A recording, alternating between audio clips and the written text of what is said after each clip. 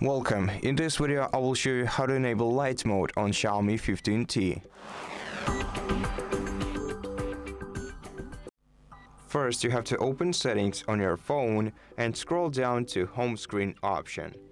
Once you are here, go to home screen and then select Lite Mode if you want to enable it. Once you exit the settings menu, the Lite Mode will be applied.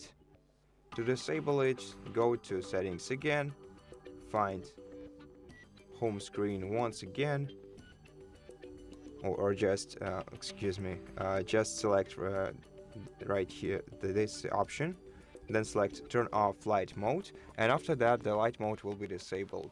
And that's it. Thank you for watching this video. If it helped you, please consider subscribing to our channel, leave us a like and a comment below, and I'll see you in the next one.